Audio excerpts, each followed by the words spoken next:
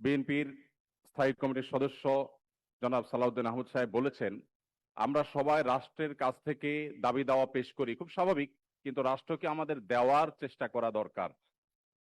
তার সাথে পরিপূর্ণভাবে সহমত পোষণ করে একটি কথা আমি বলতে চাই, সেটা হলো এদেশের 3 লক্ষ মসজিদের কমপক্ষে 6 লক্ষ ইমাম মুয়াজ্জিন রাষ্ট্রকে দেওয়ার জন্য প্রতিনিয়ত চেষ্টা করেন এবং দিয়ে যাচ্ছেন। দুর্ভাগ্যজনক বাস্তবতা, স্বাধীনতার 50 বছর পরেও ইমাম মুয়াজ্জিন এবং আলেম ওলামাদের কোনো অবদানের স্বীকৃতিটুকু রাষ্ট্র কখনো দিতে পারে নাই।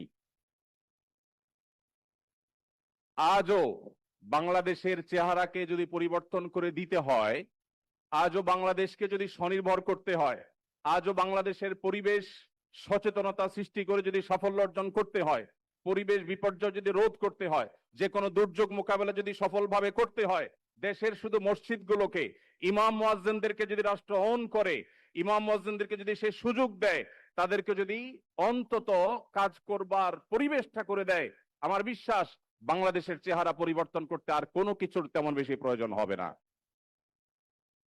3 লক্ষ মসজিদ, সরকারি হিসেব মতো কমপক্ষে 3 লক্ষ মসজিদ, আরো বহু আগে বলা হয়েছে, সেটা এখন 3 লক্ষের অনেক বেশি চলে গেছে স্বাভাবিকভাবে।